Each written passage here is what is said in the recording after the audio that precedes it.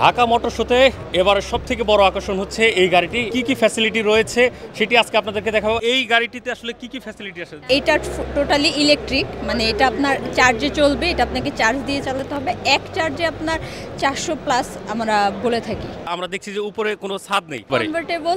এটা আপনাকে কি স্টার্ট করে ওখানে বসার পরে এটা কনভার্টেবল, এটা অটো আর কি ওপেন হয়ে যাবে। আমরা দেখছি ধীরে ধীরে গাড়ির দরজাটি ওপেন হয়ে যাচ্ছে। এখানে খুব সুন্দর চমৎকার একটি সিট রয়েছে এবং সামনে স্টিয়ারিং আমরা দেখছি। স্টিয়ারিংটাতে কেমন কমফোর্টেবল আপনাদেরকে সেটা একটু দেখাচ্ছি যে এই মুহূর্তে কিন্তু আপু এখন স্টিয়ারিংয়ে আছে এবং এখানে ধীরে ধীরে কিন্তু বন্ধ হয়ে যাচ্ছে। তো একটু আপনাদেরকে যদি দেখাই যে এটা আমি ওপেন করে দেখাই রুটটা আপনাকে।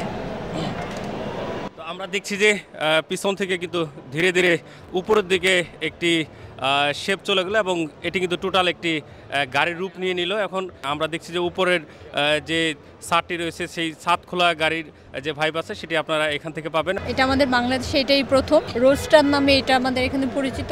এখন পর্যন্ত এই গাড়িটা আসলে কেনার জন্য কেউ আগ্রহ প্রকাশ করছে? মানে এই গাড়িটা কেনার জন্য অনেকেই আগ্রহ প্রকাশ করে, অলরেডি এটা আমরা একটা সেলও করেছি। আচ্ছা, বাংলাদেশ থেকে কেউ যদি পরবর্তীতে নিতে চায় তাহলে কিভাবে নিতে পারবে? কালার চাইলে আমরা প্রি বুকিং করলে আমরা প্রি বুকিং করে এনে দিব কালারগুলো। আর অলরেডি আমাদের শোরুমে অ্যাভেলেবেল আছে। আমাদের শোরুম হচ্ছে তেজগাঁ লিং রোড, এমজি শোরুমে চলে আসলেই হবে। এটা 24 এর মডেল। আমরা দেখছি যে আবার কিন্তু খুলে যাচ্ছে। তো এখন আপনারা যে গাড়িটিকে দেখছেন এই গাড়িটির কিন্তু মূল্য হচ্ছে 1,25,00,000 টাকা। সামনে আসলে আর কি ফিচার আছে? এটা 360 ক্যামেরা আছে, ভয়েস কমান্ড আছে, আর সাউন্ড সিস্টেম যেটা আছে ওটা বোজের সাউন্ড সিস্টেম দেওয়া। এই গাড়িটাতে একটু ঢুকে আপনাদেরকে দেখাবো।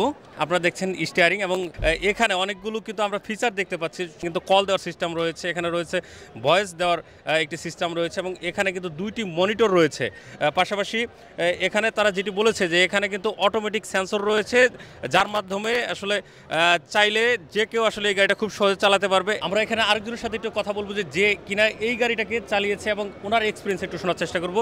এটা যখন চালাইছেন কত স্পিড চলছে? এই গাড়িটা যখন বাংলাদেশে আসে চিরং পোর্ট থেকে আমি গাড়িটা হ্যান্ডেল করেছি। আমি যখন চালাইছি, টেস্ট ড্রাইভ দিয়েছি, আমি 180 উঠাইছি। বাংলাদেশের যে সচরাচর যে গাড়িগুলো চলাচল করে তার থেকে ব্যতিক্রম আর কি ফিচার আছে? ব্যতিক্রম আছে, এই গাড়িটা সব রোডে চালানো সম্ভব নয়। বাংলাদেশে বিভিন্ন স্পিড ব্রেকারের জন্য এই গাড়িটা চালানোর জন্য সবচেয়ে বড় ক্ষতিকর।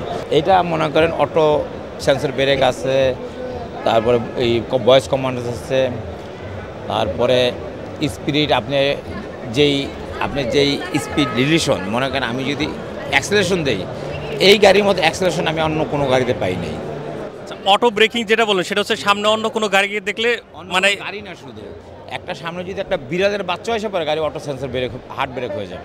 আমাদের দেশে মানুষ টেলিফোন কথা বলতে আকাশের দিকে তাকাতে তারা গুনতে রাস্তা খরচ করে। কারণ আমাদের দেশের মানুষের সচেতন হতে হবে, তাহলে ভালো ভালো গাড়ি বাংলাদেশে আসবে।